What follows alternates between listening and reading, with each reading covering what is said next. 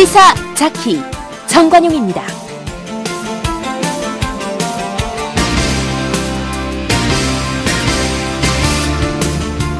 여러분 안녕하십니까? 정관용입니다.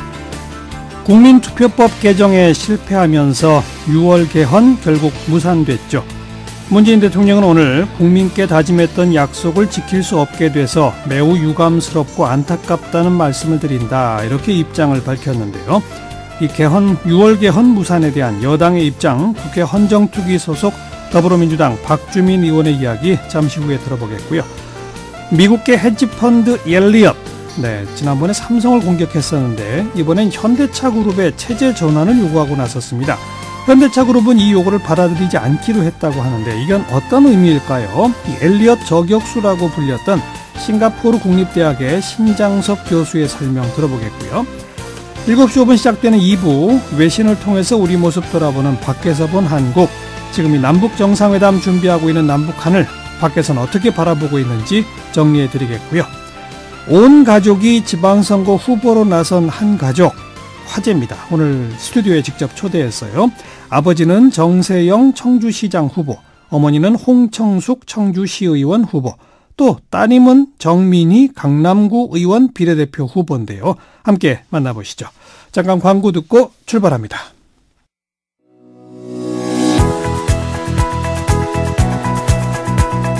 시사자키 정관용입니다는 청취자 여러분의 참여로 이루어집니다. 단문 50원, 장문 100원의 정보 이용료가 부과되는 문자 샵 1212로 보내셔도 되고요.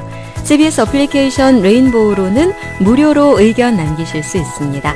아주 편리하게 방송을 다시 들으실 수도 있는데요. CBS 레인보우를 통해서도 가능하고요. 팟캐스트 그리고 팟빵을 통해서도 언제든 지난 방송 함께 하실 수 있습니다. 6월 개헌 결국 무산됐고 문재인 대통령도 오늘 강한 유감을 표명했는데요. 자, 여당 입장 듣겠습니다. 국회 헌정투기 더불어민주당 박주민 의원, 안녕하세요.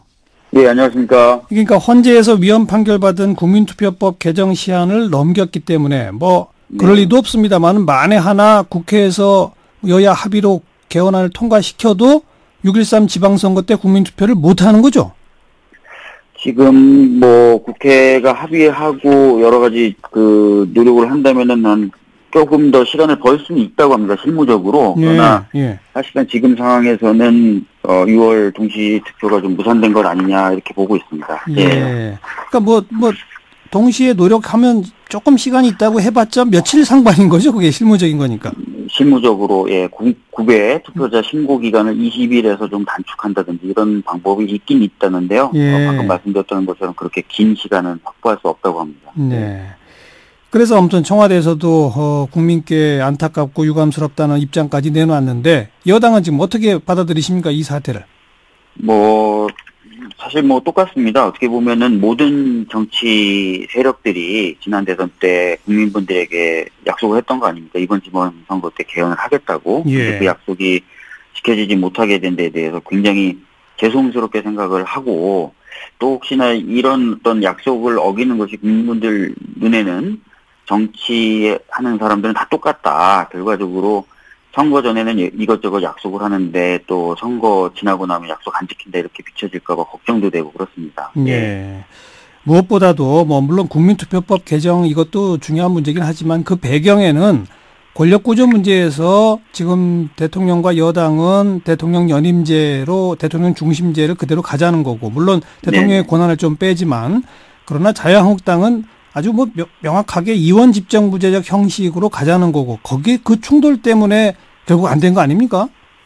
네, 사실 핵심적인 쟁점이 방금 말씀하셨던 그런 권력구조 관련된 부분인 것은 맞습니다. 예. 그러니까요. 정치 현실상 여야가 권력구조에 이렇게 생각이 다르면 중간선에서 절충할 방법이 정말 없는 걸까요? 사실상 이 부분에 대해서는 좀 생산적인 논의가 돼야 될 필요는 있었는데요. 제가 느끼기에 저도 객관적이라고 볼 수는 없었지만 제가 보기에는 이 부분에 대한 논의가 그렇게 생산적으로 이루어지지 못했습니다. 그러니까 야당 의원님들은 대통령 발의 개헌안 자체가 바로 쓰레기통으로 가야 된다라는 표현도 하셨고 또 헌정특위에서 논의돼서는 안 된다라는 발언도 하셨고, 심지어는 배포되는 자료에서도 배제돼야 된다는 말씀을 하셨었거든요. 그러다 보니까 이제 뭔가 생산적인 논의가 이어지기는 어려운 상황이었습니다. 네. 결국 특히 자유한국당 같은 경우는 6.13 지방선거 때 개헌 국민투표 함께 하는 것이 지방선거에 자유한국당한테도 불리하게 작용할 거다라고 본 거 아닐까요? 그 속마음까지야 저희들이 알 수는 없지만 저희들로서는 그렇게 좀 추정을 하고 있습니다. 예. 네. 자, 정작 이제 이렇게 됐는데도 자유한국당 측에서는 6월 개헌이 어려워졌다고 개헌 자체가 불발됐다는 것은 어불성설이다. 여당이 사실상 개헌에 의지가 없는 거 아니냐 이렇게 주장하는데 그 주장에 대해서 어떻게 생각하십니까? 사실 제가 다른 분들이 그렇게 얘기하시면 제가 겸허히 들으려고는 할 수 있겠지만 한국당 의원분들이 그렇게 얘기하시는 부분에 대해서는 절대 동의할 수가 없고요. 네. 아까 말씀드렸던 것처럼 헌법에서 보장한 대통령의 권한으로서 대통령이 개헌안을 발의까지 했는데 그 개헌안을 쓰레기통에 바로 집어넣어야 된다. 그리고 논의돼서는 안 된다. 자료로도 배포돼서는 안 된다라고 말씀하셨어요. 그러니까 사실은 어떻게 보면 논의를 하고 싶으신 마음이 없었다고 저는 보고요.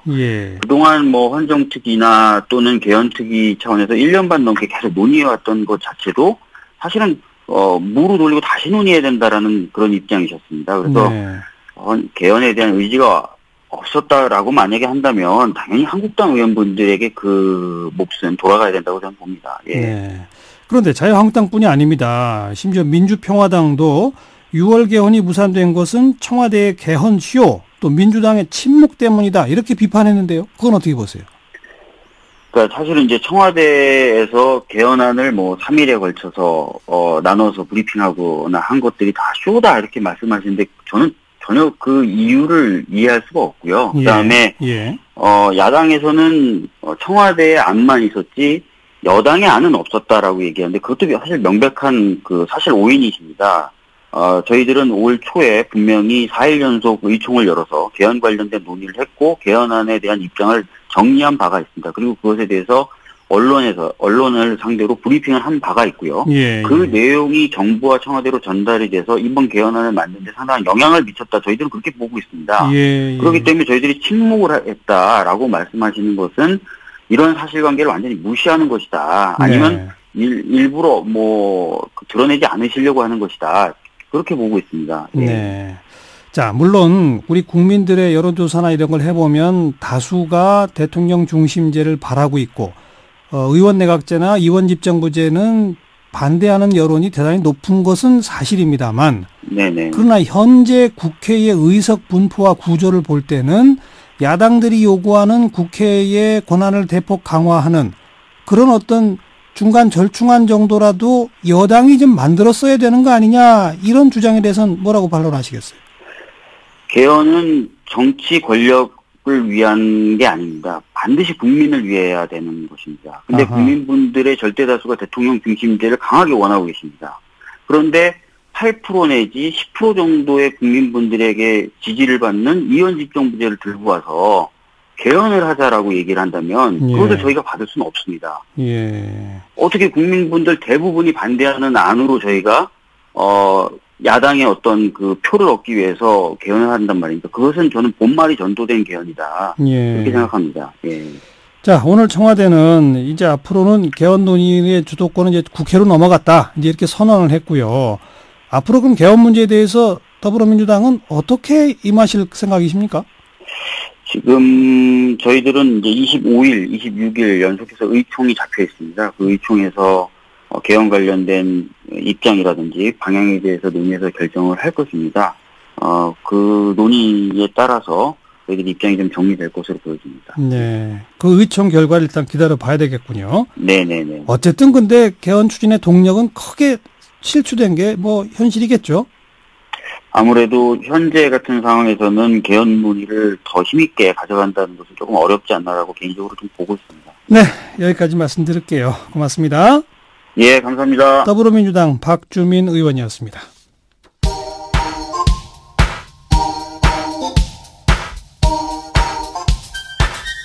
시사자키 정관용입니다. 여러분은 지금 CBS 라디오와 함께하고 계십니다. 저는 출근길 김현정의 뉴스쇼 김현정입니다. 몇 년 전에 삼성을 공격했던 미국계 투자 펀드 회사 엘리엇, 다들 기억하시죠? 이번에는 이 지배구조 개편을 시사한 현대차 그룹을 향해서 구체적인 요구안을 내놨네요. 현대모비스와 현대차를 합병해서 지주회사로 만들어라, 이런 제안인데, 자, 이게 어떤 의미일까? 엘리엇 저격수라고 불렸던 분입니다. 신장섭 싱가포르 국립대학교 교수를 연결합니다. 신 교수님, 안녕하세요. 네, 안녕하세요. 네. 이 모비스와 현대차 합병해서 지주회사 만들라는 요구는 어떤 뜻입니까? 한마디로 말해서 엘리엇이 헛다리를 짚은 다음에 생떼를 부리는 것이라고 생각합니다. 어떤 헛다리를 짚은 거예요, 먼저 그러면? 작년 가을에 공정위원회에서 순환 출자를 해소하라고 하면서 지배구조 개편이 시작이 됐는데, 예. 엘리엇에서는 현대그룹이 지주회사식으로 갈 걸로 예상을 해서, 예. 현대모비스, 현대차, 기아차 3개 회사의 주식을 매입을 했습니다. 예. 그런데 현대그룹에서는 그렇게 가지 않고 예. 지주회사로 안 가고 모비스와 글로비스가 위주로 합병을 하고 대주주가 세금을 내더라도 사업회사 체제로 가도록 됐거든요. 예. 그러니까 예. 그 현대모비스는 주가가 올라갔지만 그 엘리엇이 갖고 있는 현대차나 기아차는 주식값이 과연 올라갈지 어쩔지 지금 불확실한 상황이 됐거든요. 예, 예. 그렇게 되니까 자기들이 원래 헛다리 짚었던 계획대로 해달라고 생떼를 부린다? 그대로는 해달라고 할 수 없는데 약간 바꿔서 한 것이, 제가 생떼라고 하는 건 뭔가 하면 주식 투자를 하시는 분들이 주식 투자에 대해 판단 잘못해서 실수할 때가 있지 않습니까? 그러면 예. 보통 내가 실수했다고 해서는 팔고 나가든지 다시 오를 때까지 기다리든지. 그런데 이 해치펀드라고 하는 사람들은 그걸 인정을 하지 않고 내가 이익을 내야겠으니까 내가 이익을 얻을 수 있는 방법으로 당신네들이 움직여라 라고 압력을 넣는 겁니다. 아하. 그러면서 합병이 잘 된 건지 안 되는 건지 이것을 떠나서 요번 합병권은 모비스와 글로비스의 건인데 현대차의 자사주를 소각을 해라. 예. 배당을 늘려라. 이런 요구를 모비스 합병에서 하고 있으니까 예. 생떼라고 할 수밖에 없죠. 예. 그러면 지금 현대차 그룹이 선택한 글로비스와 모비스의 합작을 통한 어떤 지배구조 개편이 과연 옳은 것인지, 엘리엇이 주장하는 모비스 현대차 합작을 통한 지주회사 개편이 과연 지배구조 개편에 옳은 것인지, 그 판단은 어떻게 내려야 합니까? 그 판단은 관련 주주들이 내리는 거죠. 아하. 그런데 현대그룹의 입장은 명확합니다. 사업회사, 국제적인 자동차 회사들이 다 사업회사 중심으로 되어 있지, 지주회사 체제로 되어 있는 데가 없다는 겁니다. 예, 예. 그래서 부품과 엔진, 그런 기술을 할 수 있는 모비스가 위에 있고, 그 다음에 조립하는 회사인 현대차, 기아차가 그 밑에 들어가는 형식이 되고, 예. 도요타도 위에 덴소라고 하는 회사가 위에 있고, 그 밑에 도요타 조립회사가 들어가는 식으로 되어 있거든요. 예, 예. 그런 형식으로 가겠다고 하는 건데, 엘리엇의 경우에는 이 대주주인 정몽구 회장과 정의선 부회장이 자신들의 장악력을 더 강화하기 위해서 지주회사로 분리하는 복잡한 방식을 할 거라고 미리 생각을 한 거였죠. 예, 그런데 예. 현대에서 그 방법을 택하지 않았습니다. 그러니까 엘리엇이 말한 대로 하면 정몽구 정의선의 지배력은 더 강화되는데, 오히려 정몽구 정의선은 수조 원 돈을 내더라도 국제적 평균에 맞추는 식의 개편안을 선택했다, 이렇게 평가하신 거군요, 지금. 예. 네. 그럼 정작 엘리엇은 지금 현대차나 기아차, 모비스의 몇 프로쯤 지분을 갖고 있대요? 다 합쳐서 그냥 평균 한 1.34% 정도밖에 안 되죠. 예. 굉장히 작은 지분입니다. 그러면 그 정도 지분에서 이런 요구를 한 게 그러면 받아들일 수 있습니까? 그런데 지금 세계 금융시장의 현실이 지금 그렇게 되고 있습니다. 이 행동주의 해치펀드라고 하는 데들은 비유를 들자면 금융계의 악덕 정치인이라고 할 수 있습니다. 예. 그러니까 악덕 정치인들이 겉으로는 사회 정의를 내세우면서 예. 뒤에서 자기 이익을 챙기지 않습니까? 그렇죠. 그런데 악덕 정치인들은 자기가 행사할 수 있는 표는 한 표밖에 안 됩니다. 예. 근데 어떻게 힘을 행사를 하면 다른 사람들을 끌어모아서 아하. 그 표를 갖고 하거든요. 예. 그러니까 이 행동주 헤지 펀드라고 하는데 자기네들의 표는 적지만 지금 기관 투자자들이 갖고 있는 그 회사들의 지분이 굉장히 많이 있습니다. 네. 기관 투자자들을 자기 편으로 끌어들이는 거죠. 그렇군요. 그런 역량이 있으니까 또 그 뒤에다가 돈을 대고선 그렇게 계속 돈을 벌게 해달라라고 네. 하는 사람들이 또 줄을 서고 그렇게 되는 구조로 되어 있습니다. 그러면 현대차와 모비스를 합작해서 지주회사로 만들어라. 그리고 또 현대차 주식을 자사주 소각하고 배당을 늘려라. 그러면 현대차의 주가는 올라갈 가능성이 높아지지 않습니까? 그것은 장기냐 단기냐에 따라 확 달라집니다. 네. 그러니까 예를 들어서 자사주 소각이라는 것을 보면 자사주는 어떻게 되는 건가 하면 회사가 갖고 있는 현금으로 예. 자기네 주식을 그 주식시장에 가서 사는 거거든요. 그렇죠.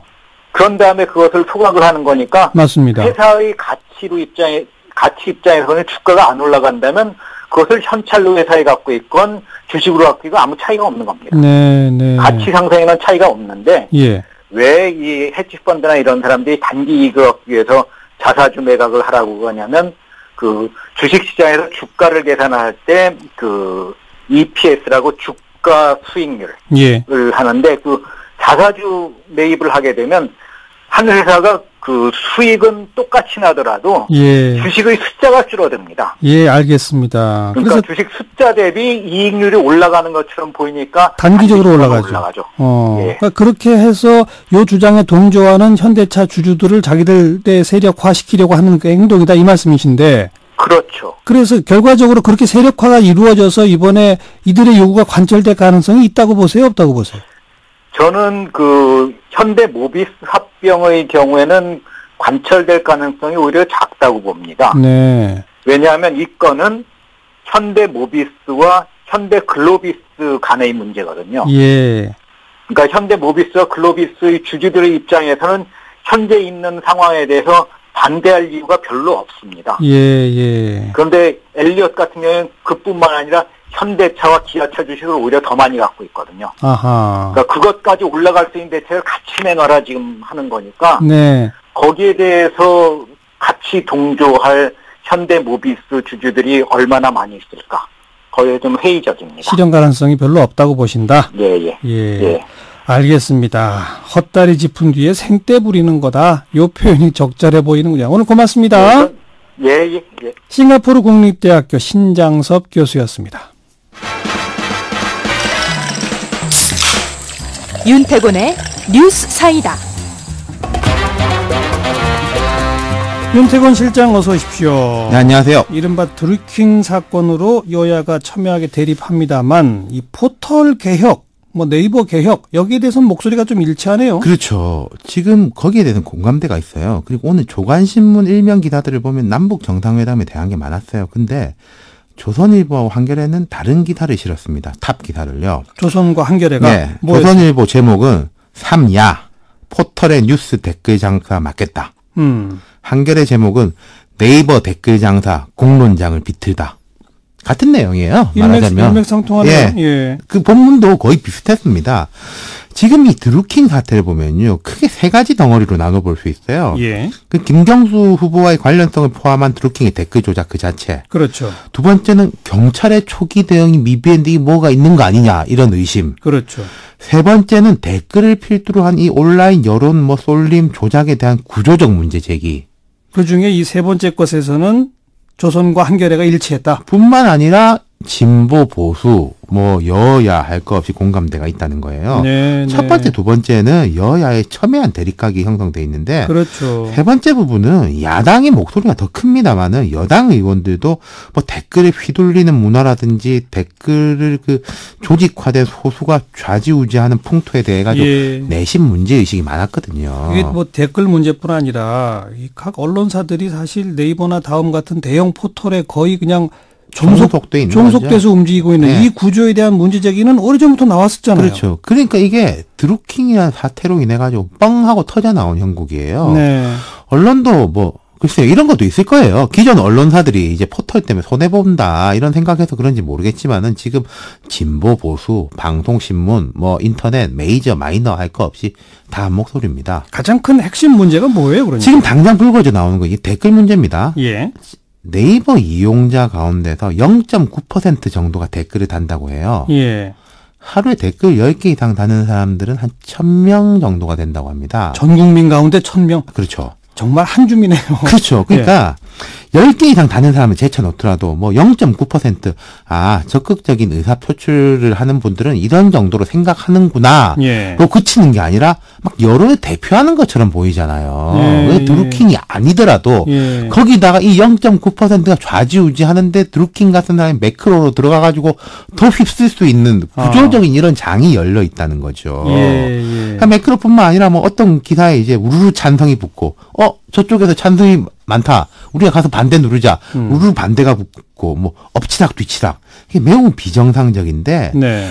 네이버가 이를 방조했다. 이런 시각이 많습니다. 그렇죠. 댓글 순으로 기사를 표출하고 뭐 또 이렇게 댓글 싸움이 붙는 과정에서 사람들의 네이버 체류 시간이 늘어나는 거 아니겠습니까? 그렇죠. 이 이용 시간 늘리고 이 과정에서 상업적 이제 이용을 이득을 본다. 그렇죠. 이런 지적들이 이제 쏟아지고 있는 그래서 거죠. 국회에 몇 가지 법안도 이미 발의가 되고 있잖아요. 지금 이제 말씀드린 댓글에 대한 제한하고 아웃링크 시스템에 대한 법안이 있어요. 아웃링크?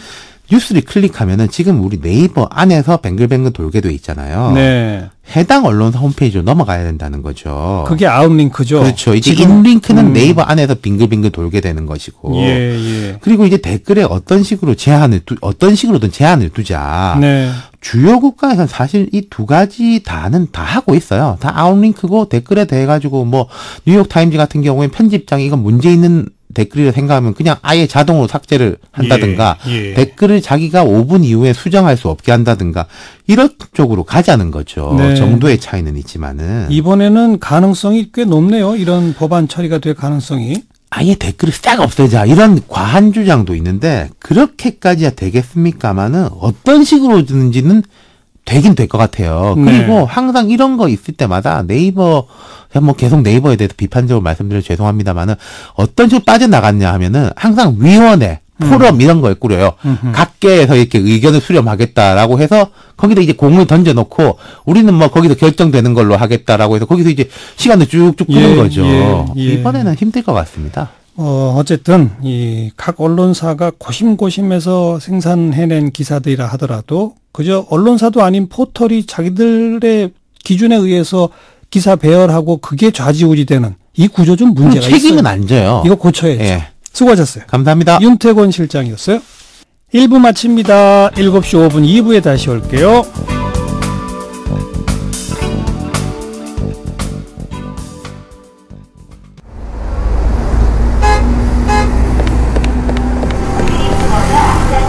퇴근길에 만나는 알찬 뉴스 정보, 한림국제대학원대학교 정관용 교수가 진행하는 시사자키 정관용입니다. 시사자키 2부입니다. 오늘은 이 외신에 보도된 우리 모습 살펴보는 밖에서 본 한국 코너로 2부를 출발합니다. 국제문제평론가 인문결 연구소의 임상훈 소장 어서 오십시오. 네, 안녕하십니까. 남북 정상회담에 대한 외신의 관심 뜨겁죠? 네, 그렇습니다. 아마 전 세계 외신들의 촉각이 한반도로 향하고 있고요. 외신 기자들이 지금 서울로 집결을 하고 있습니다. 예. 올 한 해 가장 큰 지구촌 이슈 가운데 하나가 바로 이제 한반도 평화 프로세스고 또 과거 어느 때보다 또 올해 다른 어떤 분쟁 관련 이슈보다도 이 결말의 성공 가능성이 높은 그런 게 바로 이제 한반도 문제 아니겠습니까? 그렇죠. 남북이 만나고 그리고 북미가 만나고 그러면서 한반도의 핵무기가 사라지고 북한이 국제 기준에 맞게 개방을 하면서 평화가 도래하는 좀 상상만 해도 가슴이 벅차지 않습니까? 예. 참 평화 대장정, 이 서막이 바로 이 남북 정상회담이 될 수 있기 때문에 외신들이 다양한 분석, 그다음 예상, 그리고 전문가 인터뷰를 쏟아내고 있습니다. 뭐 특히나 북한이 과거랑 달리 선제적으로 뭐 핵실험 안 하겠다, 뭐 네. 이렇게 발표하는 등 아주 상황이 좋잖아요. 지금까지는. 네. 그렇죠.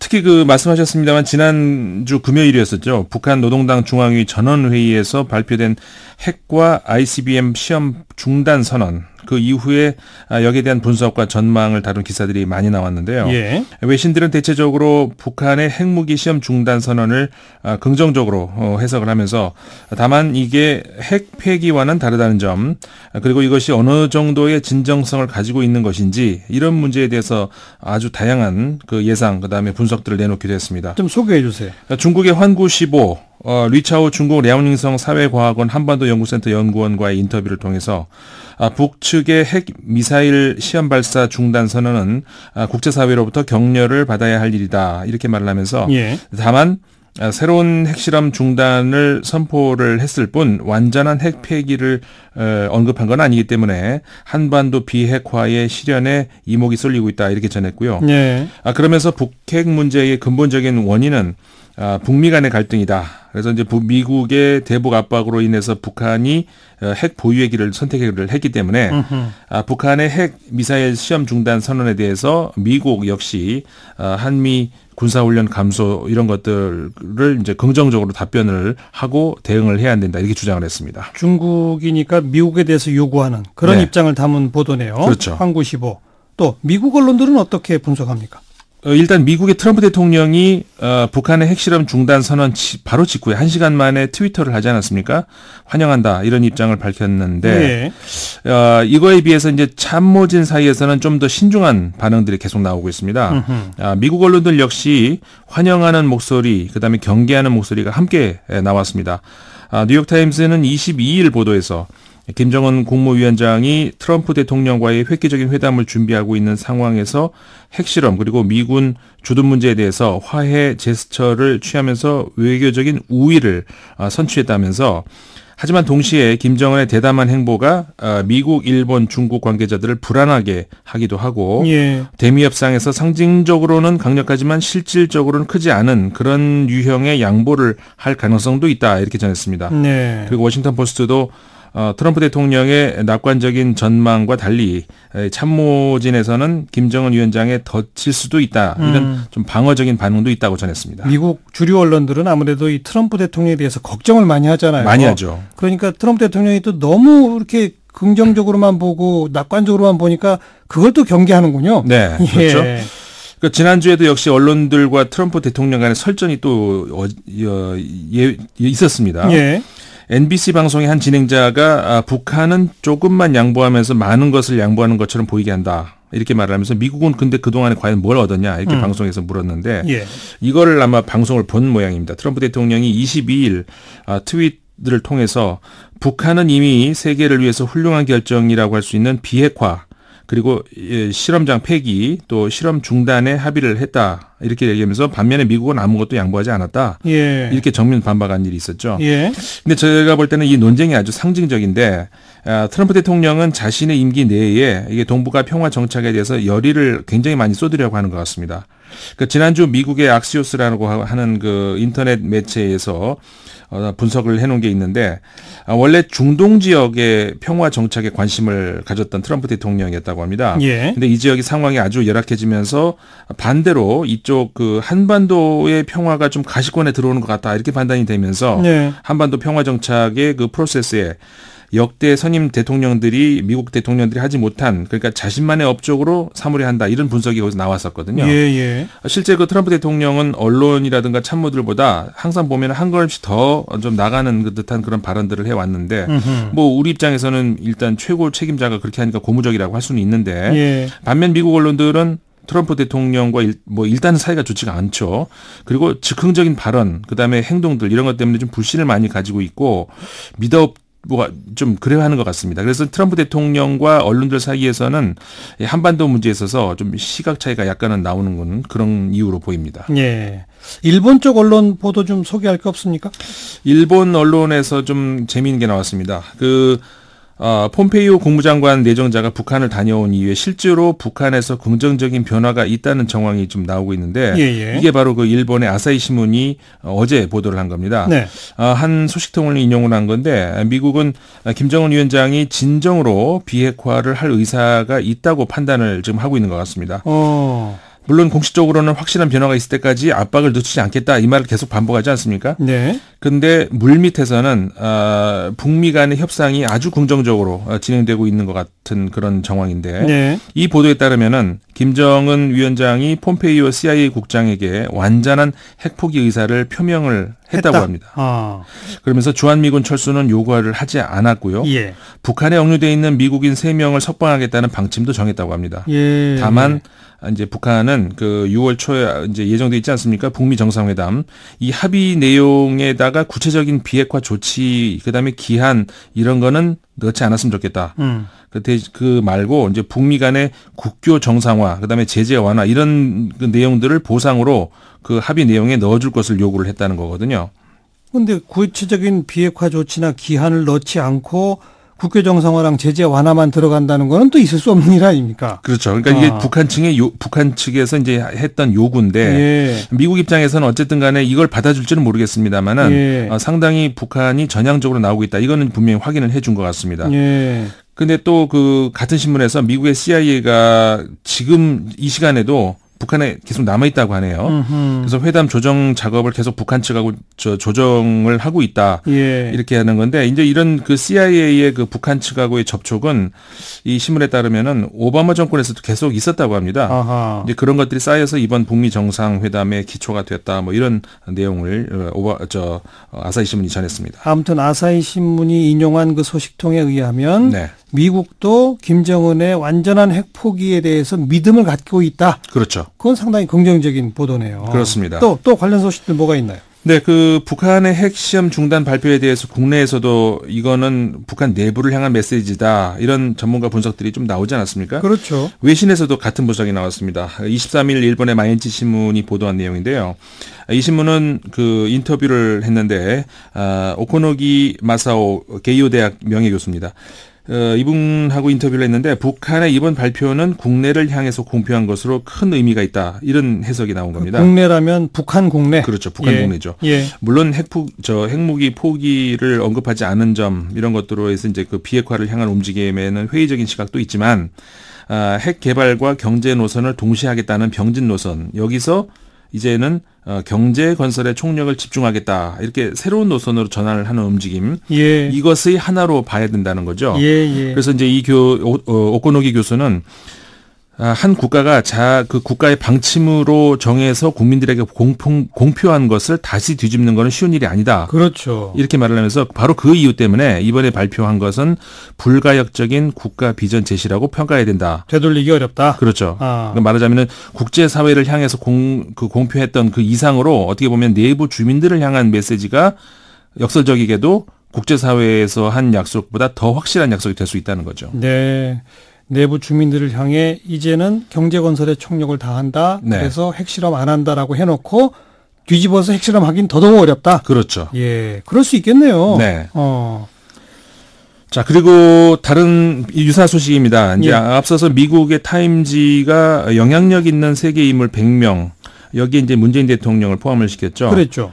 그러면서 그 백인의 문재인 대통령을 추천했던 마크 리퍼트 전 주한미국 대사죠. 예. 이분이 이제 역시 그 타임지에다 기고문을 실었습니다. 예. 그래서 이제 문재인 대통령을 위대한 협상가다 이렇게 칭을 했는데, 그러니까 지난해에 타임지 표지에 한번 나오지 않았습니까? 문재인 대통령이 협상가, 네고시에이터 이렇게 나왔는데, 네고시에이터라는 글자와 함께 딱 표지에 나왔었죠. 그랬죠. 그랬는데 이거를 아마 의식한 것 같습니다. 이 리퍼트 대사는 이 제목을 The Great Negotiator, 그러니까 위대한 협상가 이렇게 이제 그 제목을 지어가지고, 그러니까 자신이 과거에 이제 이 한국에서 대사 시절에 한 행사에서 우리 기억하겠습니다만 흉기로 테러를 당하지 않았습니까? 맞아요.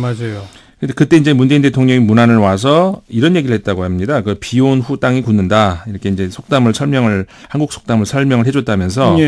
어떻게 위기가 기회가 될 수 있는지를 둘이 이야기를 나눴다 이렇게 회고를 하면서 그 이후에 이제 대통령이 된 문재인 대통령 극적인 행보를 취해왔다. 그리고 사상 최초의 북미 정상회담을 중재를 했다. 이렇게 평가를 했습니다. 그러면서 이 북핵 난제를 해결할 경우에 문재인 대통령은 한반도뿐만 아니라 전 세계의 미래를 규정짓는 데 기여를 할 수도 있을 것이다. 이렇게 평가를 했다고 합니다. 뭐 정상회담 다가오니까 문재인 대통령을 주목한 외신 보도들도 대폭 늘어나겠군요. 네, 많이 쏟아져 나옵니다.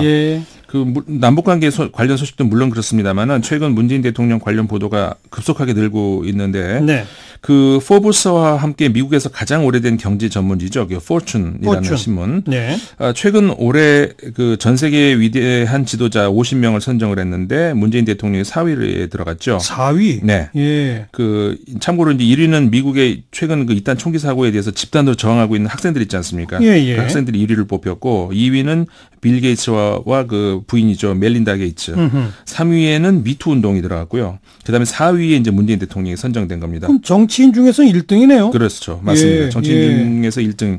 그러니까는 문재인 대통령을 선정한 이유에 대해서 포춘지는 문 대통령은 지난해 5월 좋지 않은 여건 속에서 취임을 해서 공정한 경제체제 구축, 최저임금 인상, 그다음에 건강보험 확대, 재벌에 대한 국가의 영향력 약화, 이런 것들을 위해서 이제 개혁을 신속하게 이행을 했다. 이렇게 적었습니다. 그리고 이제 북미 정상회담 개최 합의를 도출을 해내는 과정에서도 중대한 역할을 수행을 했고, 이 북미 정상회담은 남북 화해의 서막이 될 수 있다고 이 선정 이유를 설명을 했습니다. 그리고 블룸버그 통신도 23일 보도에서 문재인 대통령은 사상 첫 북미 회담을 주도를 해서 성사를 눈앞에 두고 있어서 햇볕 정책의 창시자인 김대중 대통령의 업적을 넘어서고 있다. 이렇게 보도를 했습니다.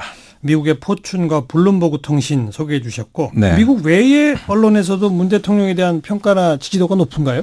네, 이제 그 유럽에서도 사실 독일에서 굉장히 많이 나왔었는데 그 문재인 대통령의 평가가 이번에 어떻게 보면 유럽에서 가장 권위 있는 시사 주간지라고 할 수가 있습니다. 독일의 데어 슈피겔이라는 잡지가 있는데 이번에 보니까는 굉장히 많은 분량으로 진정한 기회 이런 제목으로 해서 기사가 실렸습니다. 문재인 대통령이 판문점에서 김정은 위원장을 만나는데 남북 화해는 그에게는 삶의 주제다 이렇게 얘기를 했습니다. 삶의 주제? 왜 그러냐면 이제 본인이 몸으로 느끼는 그런 것이죠. 무슨 얘기냐면은 실제로 이 남북 분단이 자신의 가족을 이산 가족으로 만들지 않았습니까? 그렇죠. 그걸 얘기한 겁니다. 그리고 또 이런 것도 아마 아시는 분은 아실 겁니다. 이 문재인 대통령 젊은 시절에 우리 도끼 만행 사건이 있었죠. 판문점에서. 네.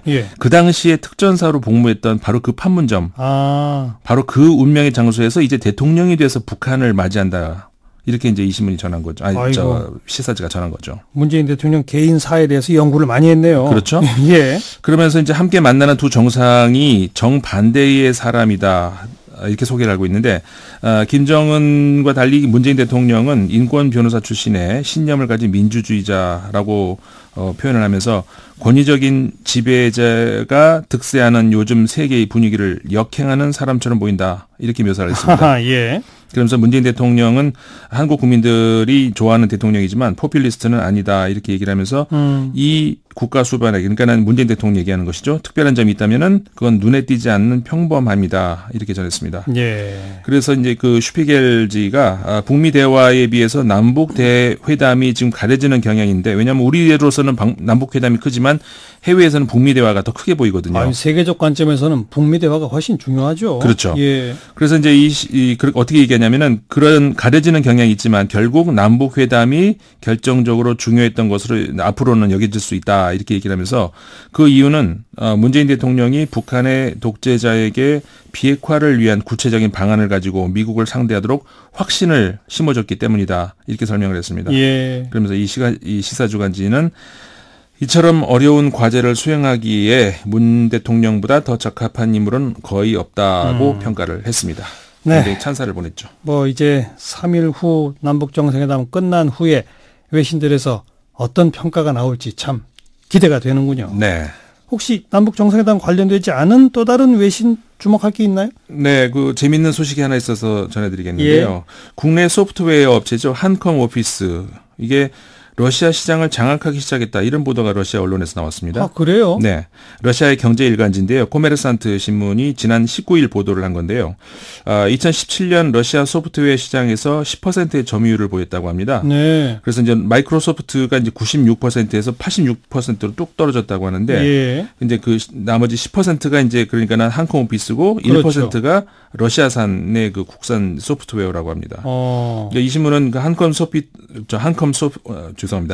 오피스가 러시아 시장에서 점유율을 높일 수 있었던 것은 과거 그 마이크로소프트 오피스의 해적판을 쓰던 소비자들이 대거 좀 한컴 오피스로 선택을 갈아탔기 때문이라는 거거든요. 예. 왜 그런지는 이유는 설명을 안 하고 있는데, 그 러시아는 중국과 함께 이 한컴의 유망 시장이다 이렇게 얘기를 하면서 러시아 국영 기업체들에도 그 한컴 오피스를 판매할 수 있는 것으로 회사 측은 판매할 수 있을 것으로 회사 측은 기대를 하고 있다 이렇게 전했습니다. 한컴 오피스 러시아 시장 장악.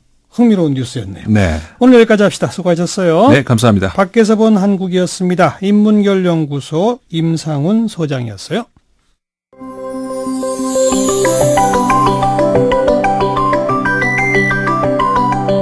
지금 여러분께서는 한림국제대학원 대학교 정관용 교수가 진행하는 시사자키 정관용입니다를 듣고 계십니다. 사운드 오브 뉴스입니다. 김민아 기자 어서 오세요. 안녕하세요. 들어볼 뉴스 소리는요? 정치권 오늘도 드루킹 얘기 때문에 상당히 시끄러운데요. 이 소리를 들어보시죠. 오늘 자유한국당 어청은 범죄 현장인 너른나무 출판사에서 가지게 됐습니다. 민주당 김경수 의원이 남들의 눈을 피해 은밀하게 다녀갔다는 곳이 바로 이곳입니다. 너른나무는 알고 있습니다. 지난 대선 민주당과 드루킹이 무슨 짓을 했는지 국민들은 알고 싶어 하고 있습니다. 종편의 한 기자가 드루킹 김모 씨의 출판사를 무단 침입하며 태블릿 PC와 USB를 가져간 정황이 드러나 경찰이 수사에 나섰다고 합니다. 더 큰 문제는 바로 다음 날 자유한국당 김성태 원내대표가 태블릿 PC가 나오지 않으리라는 보장이 있느냐며 마치 종편 기자의 태블릿 PC 입수 사실을 알고 있다는 식의 발언을 한 것입니다. 범죄 현장에서 훔친 자료를 공유하면서 의혹을 확대 재생산하는 것이라면 불순한 목적을 가진 삼각동맹이 있는 것은 아닌지 의심스럽습니다. 앞부분은 김성태 원내대표 목소리, 뒷부분은 우원식 원내대표 목소리였죠? 그렇습니다. 그 태블릿 PC 가져갔다는 언론사는 어딘지 밝혀졌죠? 언론사 TV조선이고요. 어제 이제 뉴스나인 방송 마지막에 이제 해명 내용 방송을 하기도 했는데요. 뭐라고 해명했어요? 18일 날 느릅나무 출판사가 있는 건물 3층에서 인테리어 업체를 운영하는 모 씨가 있는데 이 사람이 이 TV조선의 수습 기자에게 같이 사무실에 들어가자라고 해서 들어갔다는 겁니다. 예. 그래서 수습 기자가 태블릿 PC, 휴대폰, USB를 갖고 나온 것은 이제 사실이다라는 건데 예. 이 TV조선이 이 수습 기자가 이걸 갖고 나왔다 이런 보고를 받고 나서 그 원래 자리로 되돌려 놓아라 이렇게 지시를 했다는 거죠. 그래서 다시 이제 이거 물건들을 가져다 놨고 보도에 이 물건들에서 어떤 나온 정보 이런 것들은 이용하지 않았다 이런 이제 해명을 내놓은 것이죠. 근데 우원식 원내대표 말은 그 해명으로 부족하다는 얘기인가요? 그렇죠. 이 TV조선이 이 물건들을 입수한 다음 날에 김성태 원내대표가 좀 의미심장한 얘기를 했는데요. 태블릿이 없을 것이라는 단정은 아직 이르다라면서 이 최순실 사건을 연상케 하는 그런 이제 발언까지 했다는 거죠. 예. 또 지난 22일에 KBS 일요토론 프로그램에서 자유한국당 홍보본부장 박성중 의원이 이 언론 보도 소스가 뭐냐 이런 이제 논란이 불거지는 거에 대해서 이제 얘기를 한 것도 있습니다. TV조선은 직접 우리와 같이 해서 경찰보다 훨씬 많은 자료를 제공한 것이다 이렇게 얘기를 한 건데 그렇다면 경찰 TV조선 자유한국당 사이에 삼각동맹이 있다는 걸 인정한 거 아니겠느냐. 이제 이게 이제 우원식 원내대표 주장입니다. 예.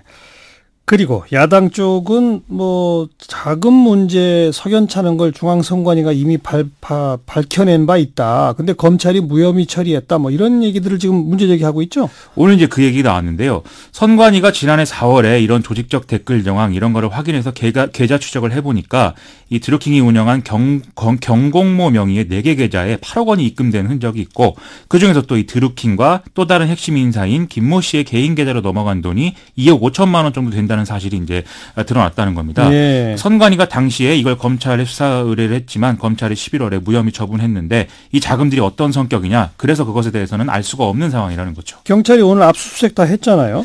그렇습니다. 이 경찰이 느릅나무 출판사의 세무 업무를 담당한 회계법인하고 파주의 세무서를 압수수색했는데요. 느릅나무의 회계 자료는 이 일명 파로스라는 이름의 사람이 다 없애버려서 확인이 안 된다는 것이거든요. 그래요? 그런데 이 느릅나무는 쇼핑몰을 통해서 뭐 비누를 판매하기도 했고, 그러면서 경공모하고 사실상 자금을 같이 쓴 그런 정황들이 있기 때문에 회계법인과 세무서 자료를 확인하면 느릅나무 회계 자료가 확보 가능하다. 이게 이제 그 경찰의 판단이라는 거죠. 예. 여기서 좀 재밌다고 할지 놀랍다고 할지 해당 회계법인의 느릅나무 출판사 담당 회계사도 자기가 경공모 회원이라고 밝혔다. 이런 보도도 있어서 참 이상한 일이다. 이런 생각이 좀 듭니다. 그리고 일반적으로 매크로 프로그램을 이용했을 것이다 이렇게들 알려졌는데 드루킹이 사용한 그거는 그런 프로그램이 아니라면서요? 이 드루킹 일당들은 이 기계를 킹크랩 이런 이름으로 불렀다는데요. 매크로 프로그램이라는 것은 사람이 수작업으로 해야 될 일을 이제 자동화시켜주는 그런 프로그램입니다. 그래서 뭐 로그인을 한다든지 추천을 한다든지 이런 것들을 자동으로 해주는 건데, 이 킹크랩은 팻킷 프로그램이라고 불리고, 이런 뭐 네이버에 로그인을 해서 추천을 누르고 뭐 이런 과정을 다 건너뛰고 아예 뉴스 서버에 직접 허위 신호를 보내는 이런 해킹 프로그램이라는 것이죠. 어허. 그러면 이건 만들기가 쉽지 않았을 것이고 상당한 수준의 전문가가 관여됐을 것이니만큼 돈이 좀 많이 들었을 거다, 이렇게 추정할 수 있는 대목이라는 겁니다. 예. 정치권에서 특검은 여전히 합의가 안 되고 있죠? 더불어민주당 기본 입장 변함이 없는 상황인데요. 오늘 추미애 대표가 KBS 정강정책연설문을 통해서 입장을 밝힌 바도 그렇습니다. 특검 요구는 경찰과 검찰이 얼마든지 수사할 수 있는 사안을 정쟁거리로 만들겠다는 것이다. 그래서 야당이 국회 보이콧을 중단하고 추경안 통과에 협조해야 된다. 이런 얘기인 거죠. 바로 지금 말한 국회 보이콧 중단, 즉 국회 정상화랑 특검을 맞바꾸자는 식의 합의도 거론되잖아요. 그렇습니다. 그런 상황 변화가 실제로 있을 거다라는 예측도 뭐 나오고 있는데요. 오늘 김성태 원내대표는 여당이 특검을 수용하면 추경과 개헌의 협조를 아끼지 않겠다, 이렇게 얘기를 했고요. 더불어민주당 내에서도 국회 정상화를 전제로 특검 수용하자, 이런 목소리가 없는 건 아니거든요. 그래서 이게 될지 여부는 좀 지켜봐야 될 것 같습니다. 네. 다음 뉴스는 캐나다 토론토에서 차량 돌진 사건이 발생했다는 것인데요. 현지 시간 23일 오후 캐나다 최대 도시 토론토에서 이 차량 돌진 사건 때문에 최소 10명이 숨지고 15명이 다쳤다고 합니다. 예. 우리 국민의 피해가 있었는데 사망 2명, 중상 1명으로 파악이 됐고, 또 사망자 중에 캐나다 동포 1명도 포함되어 있는 걸로 확인이 됐다고 합니다. 연락이 두절된 사람이 9명인데 이 중에 6명의 안전은 확인이 됐고 나머지 3명은 소재를 파악 중이라고 하는데요. 이 사고가 난 곳이 또 한인타운이 위치한 번화가였다고 하거든요. 거기에 점심시간이었기 때문에 좀 인명피해가 커진 그런 측면이 있었다고 합니다. 범인은 잡혔나요? 이 경찰이 사건 발생 직후에 출동을 해서 용의자를 체포를 했는데요. 이 용의자는 토론토 교외에 거주하는 25살의 대학생으로 알려졌고요. 현재 구금 상태에서 조사를 받고 있다고 합니다. 왜 이랬답니까?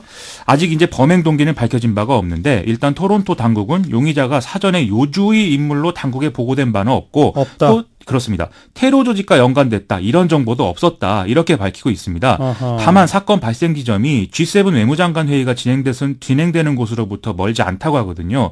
그래서 테러 가능성을 아예 배제할 수는 없는 상황이다, 이렇게 좀 분석이 되는 것 같습니다. 예. 조사 결과를 더 기다려 봐야 되겠네요. 그렇습니다. 네. 남북 정상회담 준비는 지금 잘 되고 있나요? 남북 정상회담 3일 앞으로 다가온 가운데 청와대도 지금 바쁜 움직임을 보이고 있습니다. 문재인 대통령은 오늘 아베 신조 일본 총리와 전화 통화를 해서 종전선언은 최소한 남북미 3자 합의가 이루어져야 성공할 수 있다라고 강조를 하면서 협조를 당부했는데요. 여기에 대해서 이제 아베 신조 총리는 남북 정상회담 그리고 북미 대화 이후에 일본은 북일 수교까지도 이런 내다볼 수 있는 이런 좀 일들을 해야 된다라면서 고이즈미 시절에 평양 선언했다는 거, 이걸 또 거론하는 그런 상황이었다고 합니다. 예. 아울러서 임종석 청와대 비서실장이 위원장을 맡고 있는 남북 정상회담 준비도 오늘 오후에 판문점 일대에서 1차 정상회담 리허설을 진행했거든요. 이 준비 과정에서 남북 간의 합의가 어려워질 경우에는 서훈 국정원장이나 정의용 청와대 국가안보실장이 방북하는 그런 문제까지도 언급이 된 바 있었는데 지금 그럴 필요가 없을 정도로 매끄럽게 이제 진행이 되고 있다는 것이고요. 예. 이에 따라서 정상회담 논의에서 좀 DMZ 내 중학이나 GP의 철수라든지 또는 이제 서해 공동어로 수역이라든지 이런 것까지 논의할 수 있는 분위기가 조성되고 있다, 이런 평가들이 나오고 있는 상황입니다. 네. 국세청이 금수저 탈세 적발을 위해 나섰다면서요? 그렇습니다. 오늘 증여세를 탈루한 혐의의 고액자산가 268명에 대해서 이제 국세청이 세무조사에 착수했다라는 소식인데요. 조사 대상 중에 절반이 넘는 151명이 뚜렷한 소득이 없고 부모 등의 가족으로부터 돈을 받아서 예금이나 주식을 보유한 사람들이라고 합니다. 예. 이 중 상당수가 이제 10대 미성년자라는 게 이런 금수저 탈세 이런 이제 이름이 붙여진 이유입니다. 어떤 방법을 써서 이렇게 가능한 거예요? 이게 증여세 탈루 자체도 문제인데 이 증여를 활용한 온갖 편법을 이제 적발하려는 그런 목적도 있는 걸로 보이거든요. 어떤 편법들이 있어요? 예를 들면 부모로부터 자금을 받아서 비싼 아파트를 구입을 한다든지 고액 전세를 살면서 이제 증여세를 탈루한 상태로 이제 그렇게 되는 추정되는 부동산 금수저들이 77명으로 상당히 많은 비율을 차지할 것으로 이제 예상된다고 하고요. 예. 또 이런 경우에 어떤 변칙적인 자본 거래를 통해서 미성년 자녀가 주주인 회사를 끼워 넣어서 일감을 몰아주는 방식으로 경영권을 편법으로 넘기는 사례도 있을 것으로 그렇게 예상이 됩니다. 그렇죠. 이외에 기업 자금 유출이나 비자금 조성 등의 이런 수법들이 악용됐을 가능성이 있기 때문에 좀 철저한 조사가 필요하다. 예. 이런 지적들이 나오고 있는 상황입니다. 금수저들 재산 물려주는 거 좋습니다. 세금은 제대로 내고 물려줬으면 좋겠어요. 맞습니다. 예. 수고하셨습니다. 고맙습니다. 김민아 기자였습니다.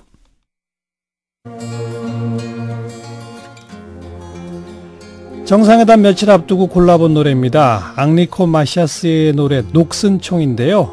가사가 누가 사랑보다 전쟁을 더 좋아할까요? 녹슨총보다 멋진 것은 아무것도 없어요. 이런 가사입니다.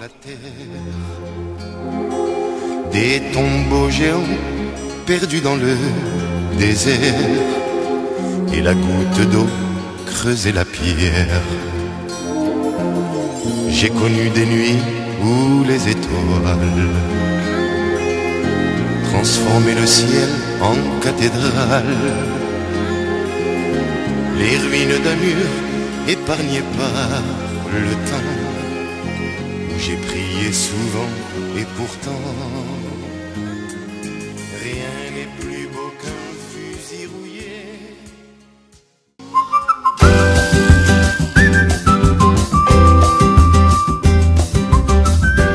지금 여러분께서는 한림국제대학원대학교 정관용 교수가 진행하는 CBS 라디오 시사자키 정관용입니다를 듣고 계십니다. 한 집안 세 가족이 모두 선거에 출마한다.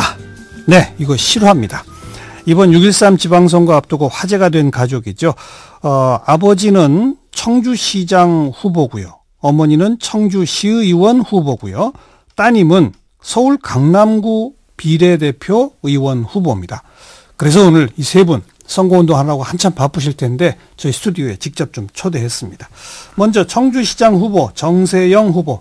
안녕하세요. 네, 안녕하십니까. 반갑습니다. 아버님이시죠? 네. 네. 그리고 청주시의원 후보 홍청숙 후보. 안녕하세요. 네, 안녕하세요. 어머니시고. 네, 홍청숙입니다. 따님 정민희 후보. 네, 안녕하세요. 딸 정민희입니다. 네. 아니 어쩌다가 이렇게 세 사람이 다 선거에 나가게 됐어요? 숙명입니다. 숙명이에요?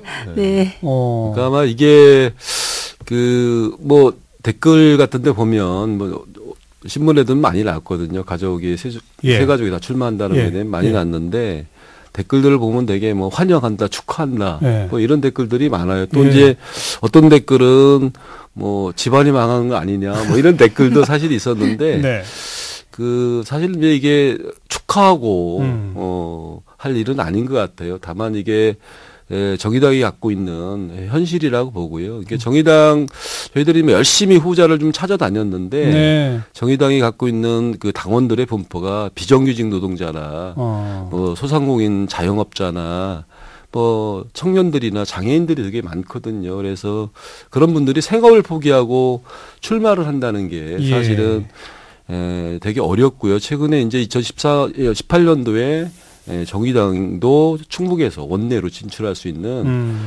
상당한 좋은 기회라 그 후보를 좀 많이 내서 뭐 도비례도 그렇고 11회도 그렇고 당선을 시켜야 된다는 어떤 그런 선택과 집중이라는 관점에서 어찌 하다 보니까 저희까지 나가게 됐습니다. 세 분 다 정의당 소속인 거죠. 그러니까? 네. 그 어머님하고 아버님은 과거에도 선거에 나가신 적이 있다면서요? 예, 저는 2006년도에 그 시의원에 출마를 했었고요. 청주시 시의원 후보.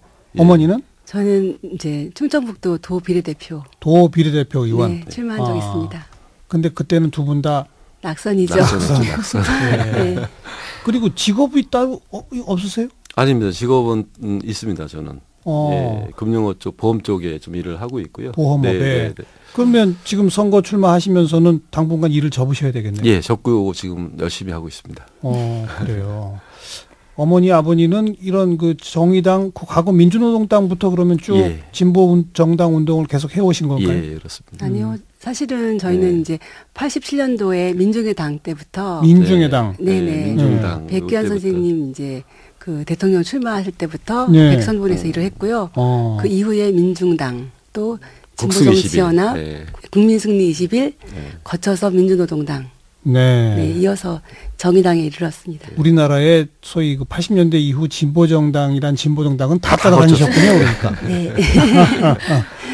따님은 지금 나이가 어떻게 됩니까? 저는 올해 30살이 되었습니다. 그 진보정당 운동을 어려서부터 해왔어요, 그럼? 그러니까 저는 저를 말씀드리면 그 권영길 전 대표님께서 대선 출마하셨을 때 그때 최강킹카 연길 오빠라는 팬카페를 개설을 해서요. 그때 이제 재밌는 즐거운 마음의 활동을 처음 시작한 게 좀 계기가 되었던 것 같아요. 그때는 몇 살이었어요, 그럼? 그때가 13살, 14살. 13살, 14살이 권영길 후보 팬카페를 만들었다고요? 네, 그래서 그때 한겨레 신문 1면에도 났었고, 그래도 저는 아무래도 할아버지랑 되게 굉장히 친분이 있어서 할아버지랑 이제 부모님 영향을 좀 많이 잘 받아서 그래서 아무래도 어릴 때부터 좀 관심이 좀 남달랐던 것 같아요. 할아버님 정진동 목사님이 작고하신 정진동 목사님. 네네. 충청도 시민사회 운동의 대부이신 분이죠. 네, 그렇죠. 네. 그 할아버님의 영향도 많이 받고. 네, 저는 할아버지랑 굉장히 친했었어서. 그래요. 네.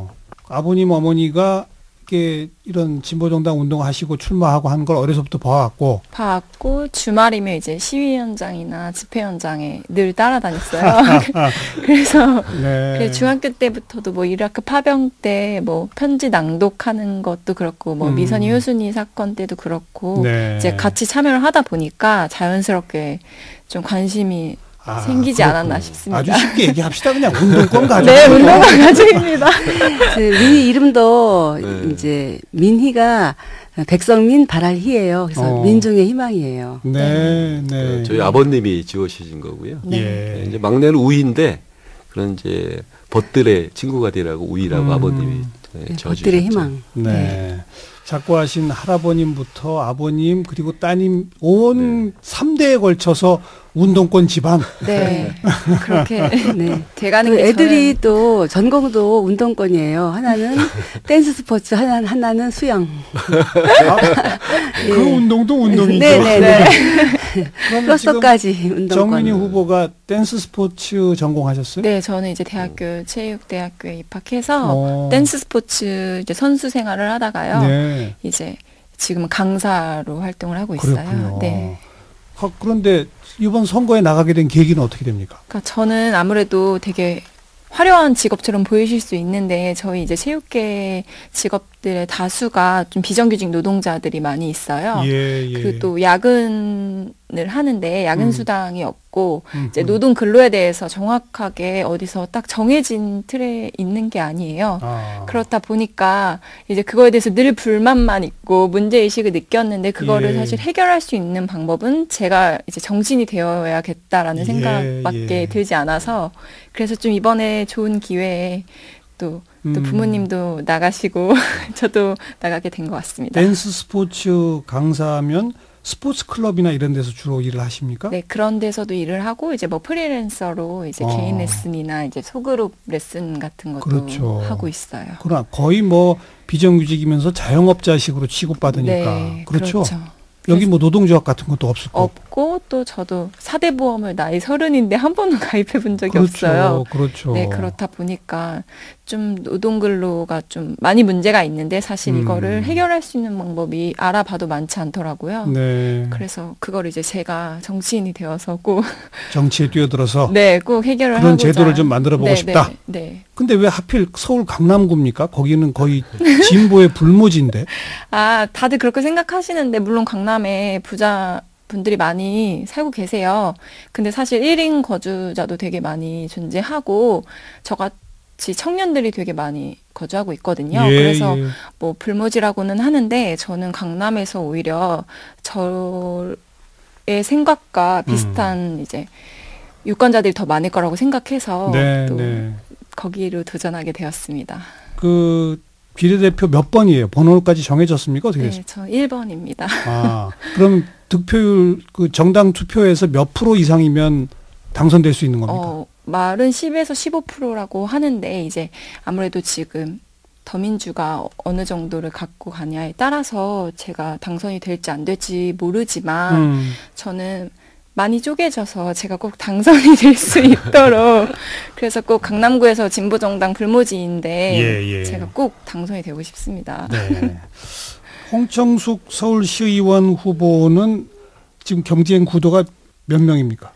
아, 제가 청주시에서 이제 유일하게 4인 선거구예요. 4인 선거구. 네네. 저희가 이제 정의당이 이제 부르짖었던 중대 선거구의 일환으로. 됐군요. 네네. 그래서 굉장히 소중한 지역구인데 4명이 이제 그러니까 4명이 당선되기 때문에 지금 저는 이제 4등 시켜달라고 읍소하면서 다니고 있습니다. 네. 아직은 다른 당에서 경선이 끝나지 않았기 때문에 구도는 정확하지 않습니다. 그래도 4인 선거구면 진보정당 입장에서는 입성이 가장 용이하다고 할 수 있는. 그래서 그 주민들이 이제 모르셨나 봐요. 그래서 4명까지 당선되기 때문에 이 중에 정의당 1명 있어야 되지 않겠냐고 말씀드리면 굉장히 반가워하시면서 그렇죠. 이번엔 되겠네요. 그러면서 꼭 찍어주겠다고 힘내라고 응원을 많이 해주십니다. 기존 청주시의회에 정의당 의원이 있었던 적이 있었습니까? 정의당뿐만이 아니고 진보정당의 깃발을 한 번도 꽂아줘 본 적이 없습니다. 그 4인 선거구는 그 이번에 처음 만들어진 거예요? 네네. 그나마 다행이네요. 네, 역사적인 지역구입니다.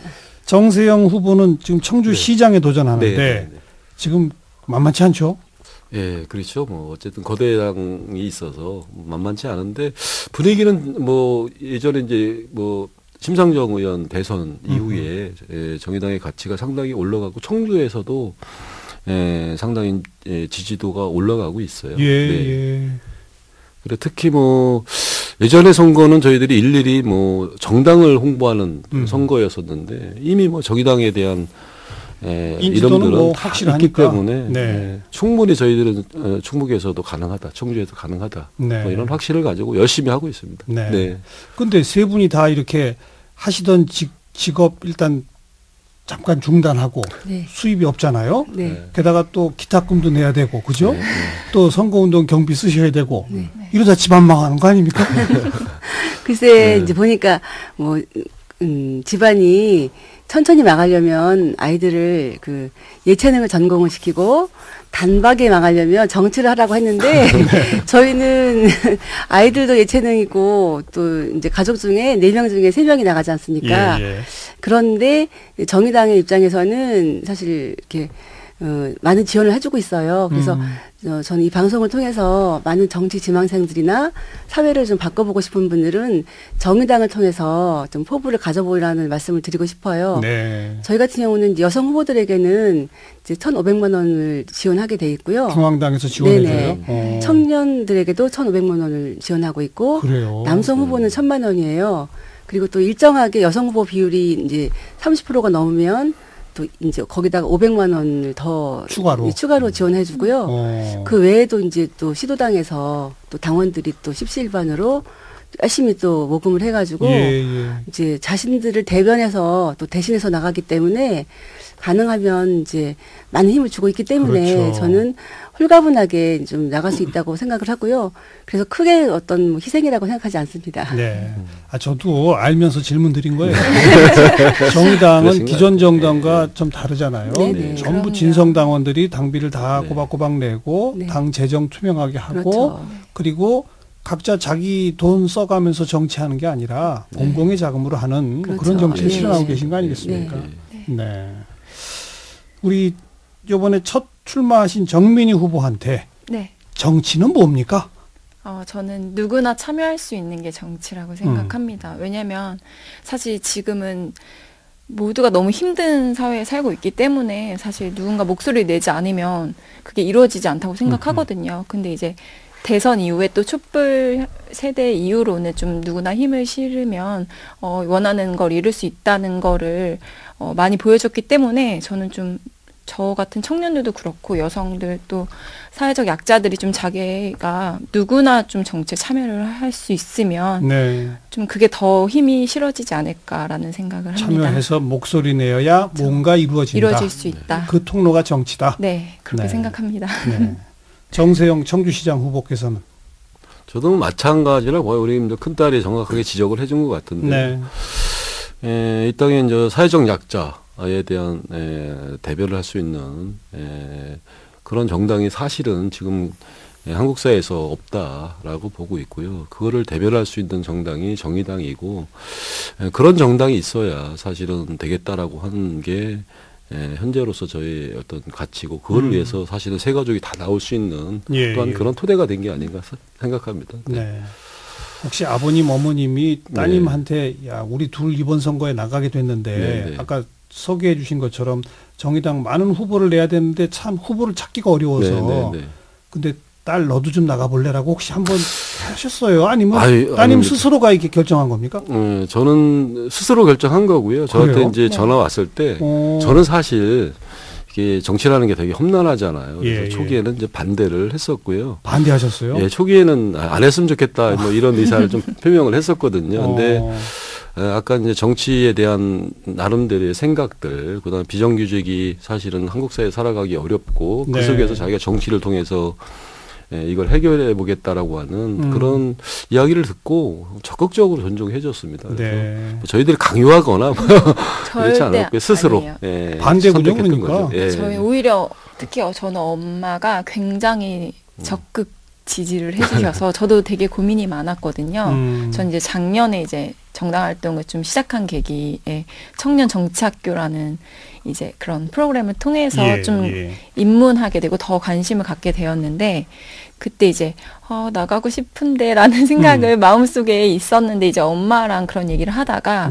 엄마가 무조건 꼭 도전해 보라고 나가보라고 네 그렇게 좀 많이 이제 정신적으로 좀 지원을 해주셔서 그래서 더 결정을 하게 된 가장 큰 계기가 아닌가 싶습니다. 그런데 아버지는 그래도 걱정해. 그래도 좀 걱정. 한 번은 말리셨고. 네, 한 번 정도는 말리셨지만 이제 그 이후에는 우리 열심히 해보자 이렇게 하셨죠. 밑에 동생이 있다고 그랬잖아요. 네, 동생 있습니다. 여동생이요? 남동생? 네, 여동생입니다. 그 친구는 안 나간답니까? 그 친구도 정의당 당원이에요. 근데 이제 그 친구는 지금 아무래도 취업을 준비하고 있어서 아무래도 취업 걱정에 다른 걸 생각할 수 있는 여유는 없고 이제 제가 옆에서 이제 많이 도와달라고 하고 있는 상황이고 이제 앞으로를 이제 그 동생은 나갈 수 있게끔 제가 좀 많이 세뇌를 시킬 예정입니다. 그럼 4년 후가 되면 이제 네 가족이 다 출마하는 그런 일도 벌어질 수 있을까요? 그래서 오면서 이제 그런 농담을 했습니다. 2020년도에 국회로 3명이 다 나가보자 뭐 이런 농담도 총선을 이거 농담이 뿐이죠. 저는 못 나가요. 저는 시의원 돼야 되기 때문에 아니 청주시를 지키겠습니다. 아니 홍청숙 후보만 시의원 당선 지금 되는 게 아니에요? 우리 정세영 후보도 시장 되실 거고. 글쎄 그런 얘기를 하니까 저는 못 나간다고 했어요. 그래요. 온 가족뿐 아니라 풀뿌리 민주주의야말로 특히 지방자치야말로 뭐 사람들이 자기 생활상의 문제를 누구나 참여해서 말할 수 있고 그것을 반영하도록 정책에 반영하도록 할 수 있고 이런 정치가 되어야 할 텐데 아직은 좀 어렵죠? 네, 어렵죠. 유권자들한테 마지막 한 말씀. 예. 저는 이제 슬로건으로 이제 돌려드리겠습니다. 청주시를 시민의 품으로 뭐 이런 슬로건을 가지고 유권자들 만나가고 있고요. 제가 출마를 하면서 결심했던 것 중에 하나가 청주시장이 되면 지금 이제 그동안 쭉 이어왔던 관료들이 쭉 이어왔거든요. 그거를 시민에게 돌려주겠다. 모든 행정을 시민과 함께 하겠다라고 하는 자세를 임했기 때문에 저를 찍으면 제가 당선되니까 적극적 지원 부탁하겠습니다. 홍청숙 후보도 유권자께 한 말씀. 네, 정치는 자기 목소리를 내는 거라고 생각하거든요. 그래서 골목에서 또는 동네에서 목소리를 내고 또 나를 닮은 사람을 뽑는 거라고 생각을 해요. 그래서 네. 가장 평범하고 가장 이제 동네에서 마주칠 수 있는 그런 후보 홍청숙을 꼭 지지해 주셔서 4등 만들어 주시면 제가 1등으로 열심히 의정 활동하겠습니다. 네. 나를 닮은 사람을 뽑는 것이다. 아, 좋은 표현이네요. 네. 정민희 후보. 저는 이번 지방선거는 저 혼자 힘으로 되는 건 없다고 생각합니다.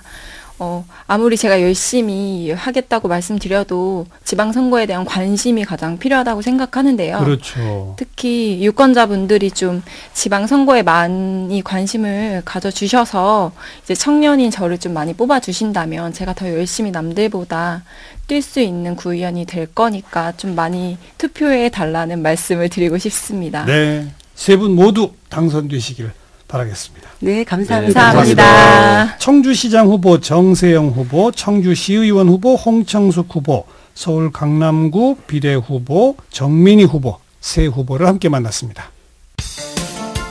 시작기 오늘 여기까지입니다. 내일 다시 뵙죠. 안녕히 계십시오.